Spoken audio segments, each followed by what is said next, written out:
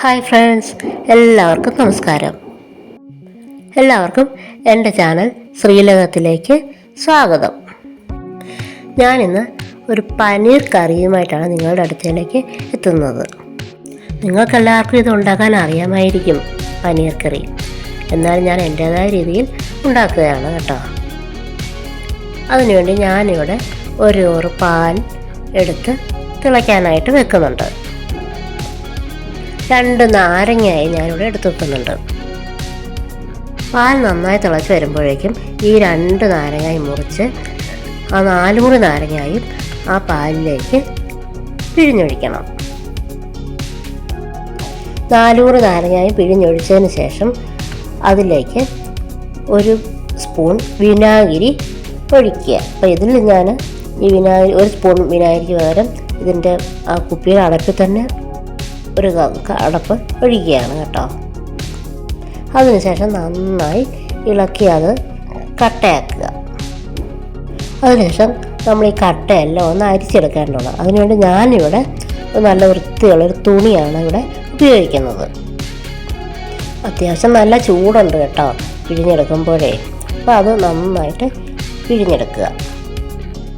പിഴിഞ്ഞെടുത്തതിന് ശേഷം അത് പരന്ന് കിട്ടുന്നതിന് വേണ്ടിയിട്ട് ഞാനിവിടെ ഒരു ചപ്പാത്തി ഉണ്ടാക്കുന്ന കല്ലാണ് ഇവിടെ അതിൻ്റെ മുകളിലേക്ക് വെക്കുന്നത്. ഇനി ഒരു 5 മിനിറ്റ് റെസ്റ്റ് ചെയ്യുക. 5 മിനിറ്റ് കഴിഞ്ഞതിന് ശേഷം നമ്മൾ ആ തുണി അടിച്ച് നോക്കിക്കഴിഞ്ഞാൽ നമുക്ക് ഈ രീതിയിൽ അത് കിട്ടും. ഇനി ആ കിട്ടിയതിനെ നമുക്ക് നമ്മുടെ ഇഷ്ടാനുസരണം അത് കട്ട് ചെയ്ത് എടുക്കാവുന്നതാണ്.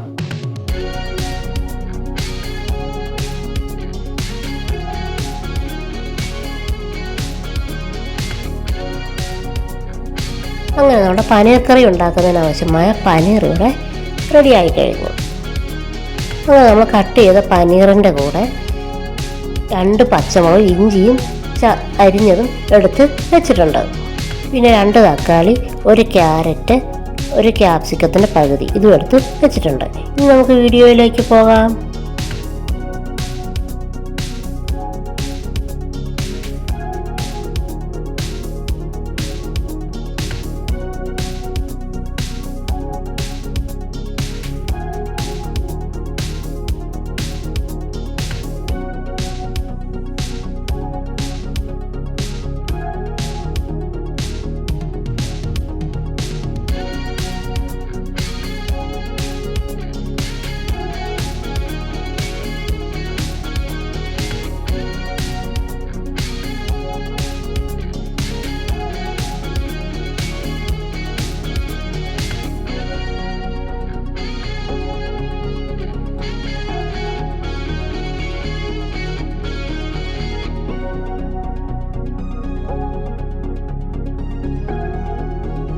കടുക് വറുക്കുന്നതിനോട് ഞാനിവിടെ വെളിച്ചെണ്ണ ഒഴിച്ച് വെച്ചിട്ടുണ്ട്. അതിലേക്ക് കടുക് ഇട്ട് അതൊന്ന് പൊട്ടി വരുമ്പോഴേക്കും അതിലേക്ക് നമ്മൾ അരിഞ്ഞു വെച്ചിരിക്കുന്ന ഇഞ്ചി എടുത്ത് അത് നന്നായി വഴറ്റിയെടുക്കുക. ഇഞ്ചി ഒന്ന് വരണ്ട് വരുമ്പോഴേക്കും നമ്മൾ അരിഞ്ഞു വെച്ചിരിക്കുന്ന കഷ്ണങ്ങൾ ഓരോന്നായിട്ട് അതിലേക്ക് ഇടാം. ഇതിൻ്റെ കൂടെ തന്നെ സവാള ഇട്ട് കഴിയുമ്പോൾ അതൊന്ന് വരണ്ട് വരുന്നതിനായിട്ട് നമ്മൾ ആവശ്യത്തിന് ഉപ്പും മഞ്ഞളും ഒക്കെ ചേർത്ത് ഒന്ന് വഴറ്റിയെടുക്കണം. അപ്പോൾ അത് നന്നായിട്ട് വഴണ്ട് പെട്ടെന്ന് വരാനാണത്. അതിനുശേഷം നമ്മുടെ അരിഞ്ഞു വെച്ചിരിക്കുന്ന കഷ്ണങ്ങളെല്ലാം ഓരോന്നായിട്ട് അതിലേക്ക് ഇടുക.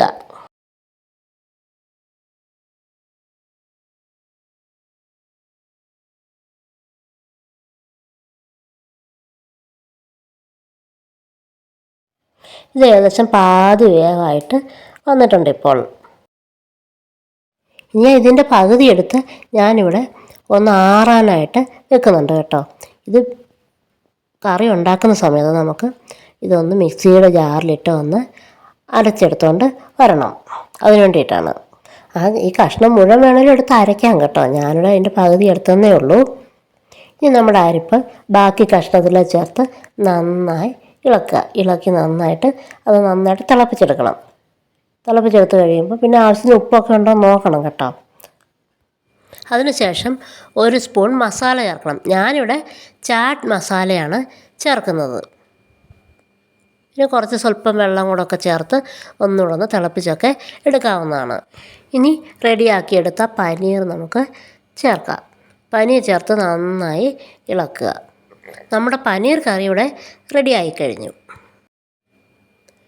ഇതൊന്ന് കുറുകി വരുന്നതിന് വേണ്ടി ഞാനിവിടെ ഒരു അര ഗ്ലാസ് പാൽ കൂടി ചേർക്കുന്നുണ്ട്.